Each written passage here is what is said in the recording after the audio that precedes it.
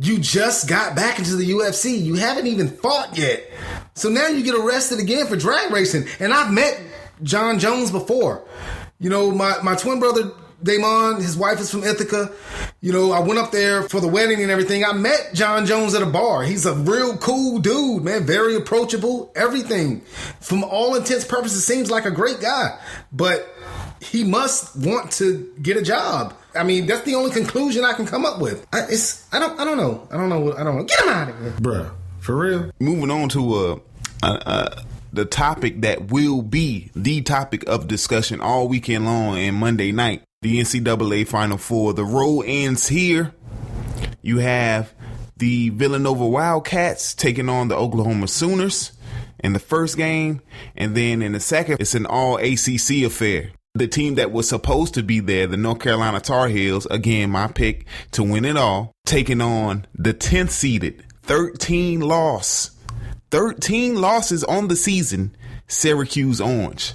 And to me, this is one of the most intriguing Final Fours that I've seen in years. In my humble. I think the first matchup that you mentioned, Oklahoma versus Villanova, there's only one player who I'm interested in seeing in that game, and that's Isaiah Cousins? Young Buddy Hield. I thought you were going to say Isaiah Cousins. I'd probably say Buddy Hield. Not Ryan Spangler? Oh, I like Spangler. Spangler is a do-everything type of guy. Rebounds, shoots the ball, passes. I like that guy. Reminds me of a Caucasian Draymond Green. But I digress. I like Buddy Hield, man. Buddy Hield is one of those type of players where he doesn't play above the rim a la Steph Curry. Don't want to compare him to Steph Curry because he's still in college, but you still love his game. You still love to see him play. Shoots a lot of threes a la Steph Curry. But Buddy Hield rewarded Oklahoma by coming back for a senior season, and they're in the Final Four. So I root for a guy like that. He's the only star on either one of those teams.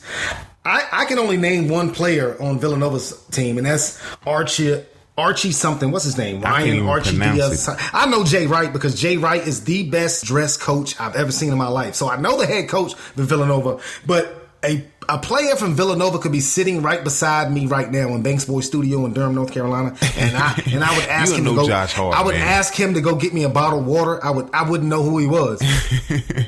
Taking nothing away from Villanova, because they took out the number 1 seed Kansas to get to this point. Take nothing away from Villanova. I'm pretty sure they're a great team. I've watched them play a couple times, but I mean, I'm only watching that game because Buddy Hield plays for Oklahoma. I mean, let's just keep it 100. Let's keep it G. Let's keep it all the way authentic. I don't know anyone else on those two rosters that I would pay money to see besides Buddy Hield. Now, getting to the UNC Tar Heels and Syracuse game, this game right here, it's like an ACC game on a Saturday afternoon. I don't even know if I can get hyped for this. I know it's the Final Four, and I know it's to get to the championship game, but it's an ACC game. I've seen UNC beat Syracuse twice already this year. I like Michael Benajay for Syracuse. I like Malachi Richardson, the freshman. I love Bryce Johnson because Bryce Johnson is the little brother of Russell Westbrook. They both have attitude problems. They play with that chip on their shoulders. Like Bryce Johnson has an attitude problem like I haven't seen before for UNC. UNC usually doesn't have players like Bryce Johnson. Bryce Johnson has an attitude problem, double machine. UNC is so balanced, man. Their starting 5 averages double figures. They're really balanced, man. They're so balanced. Syracuse basically is a 3-man team. Michael Benajay, Malachi Richardson, that kid Leiden. I like his game, but he's hit or miss. I mean, he's been playing well as of late. I just don't see Syracuse having the firepower to beat, UNC. They were able to get past UVA because UVA is not a high-powered team. UNC is so balanced. They could throw waves of players at you.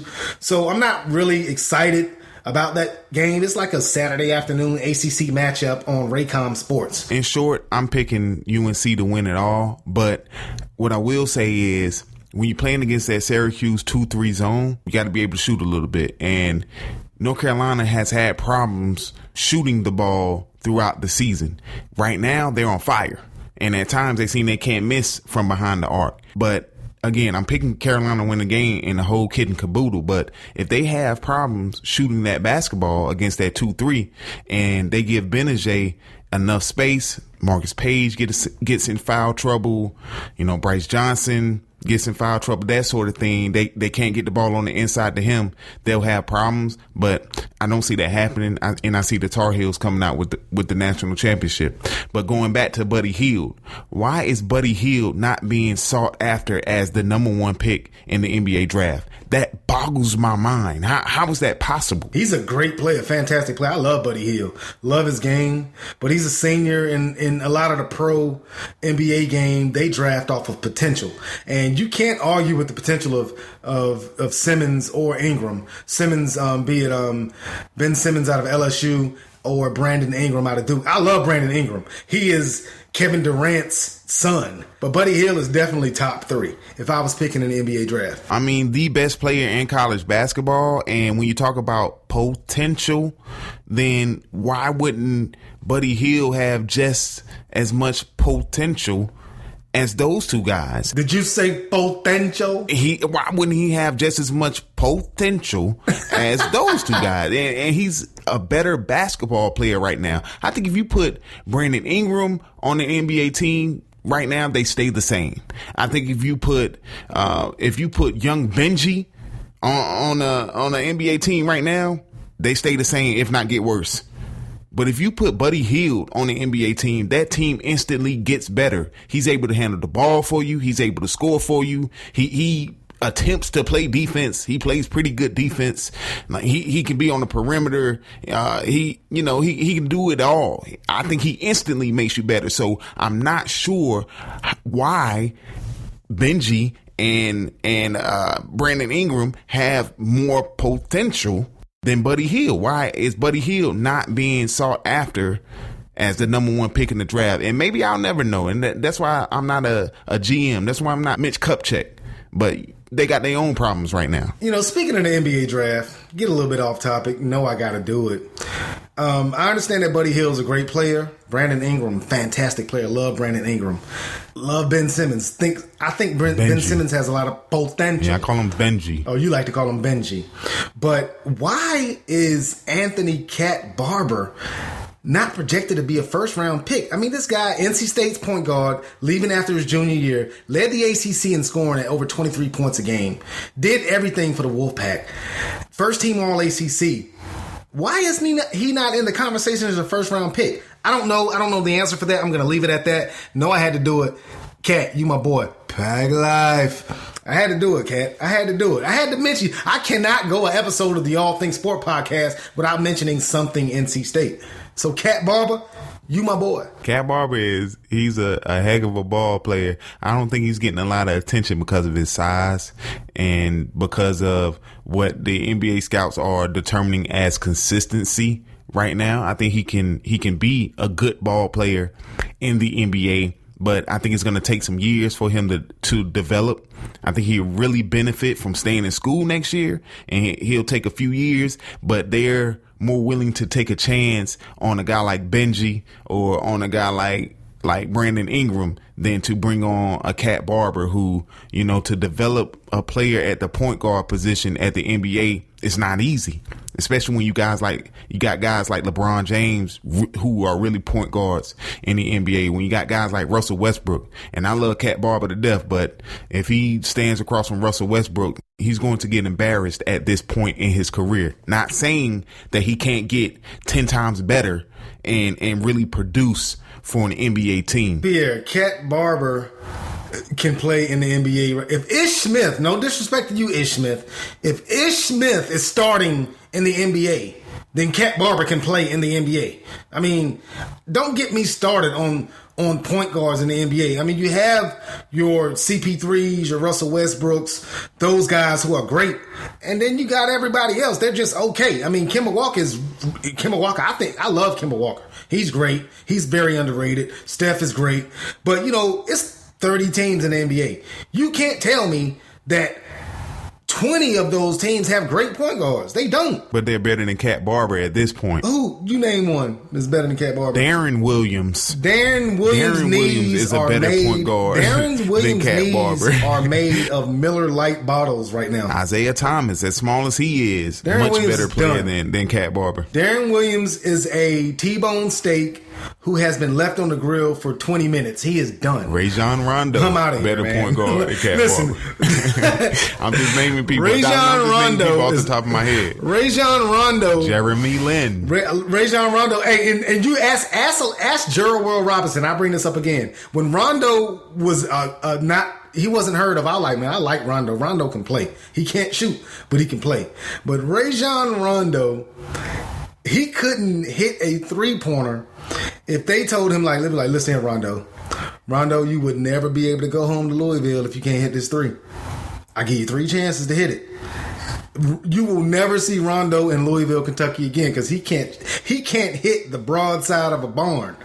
So you mean you can't tell me that Cat Barber can't play in the NBA? I'm gonna leave it at that, man. You know what? I'm perplexed at that right now. I'm not saying he can't play in the NBA. Come on now. I'm an NC State fan as much as the next man. I'm not saying he can't play in the NBA, but what I'm saying is, as far as drafting him high, it's not really on people's radar right now because it is so much talent at the point guard position. I'm not saying he's a top 10 pick, but I'm seeing projections of Cat going in the second round. I'm like, Really? He needs to stay in school, man. The reality is he needs to stay in school. Why? And then next year, what is he going to do? Even better player. Probably be the ACC player of the year because the Wolfpack will be a lot better next year and be even better with him still on the roster. And then he can. That young man is ready to take the next step in his life.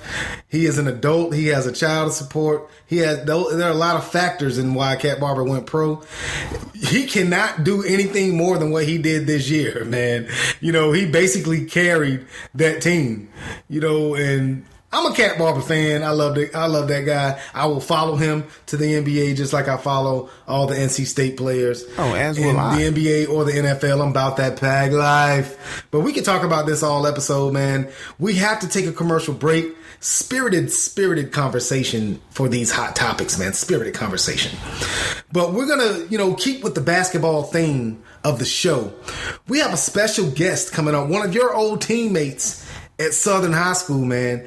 Mr. Eric Gaskins, former Southern Durham football player, former Wake Forest Demon Deacon football player. Now he's doing basketball. He has RDU All-Stars, an annual basketball game when he pits Raleigh High School Basketball Stars versus Durham High School Basketball Stars. We're going to interview him when we come back from commercial. Great concept by E-Gas. Not only that, but we got a treat for you this week. We got the top 5. This week, we're going to do the top 5 sports movies of all time, in our humble opinion, of course. And then to finish us off, we got King Jaffe himself. Daimeon is going to make his projections for this weekend and for Monday to see who is going to cut down the nets and bring home this year's NCAA National Championship title. I can't even say who's the best team in college basketball because more times than not, the best team does not win.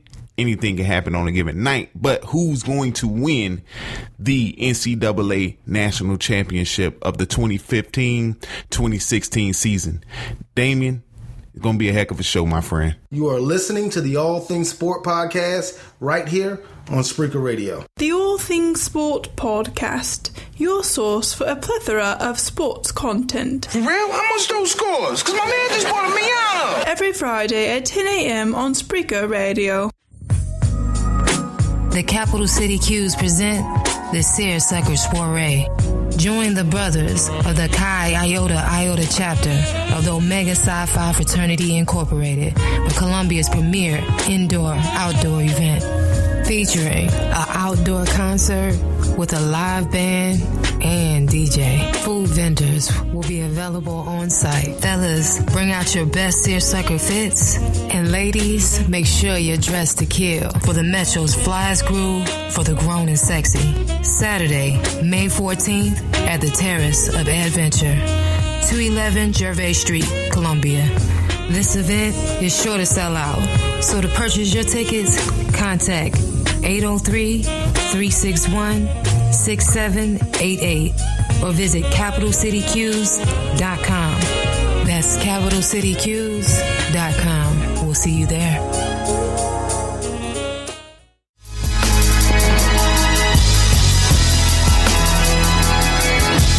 We're back with more of the All Things Sport podcast with Daimeon Banks and Pierre Banks on Spreaker Radio. Gentlemen, the floor is yours.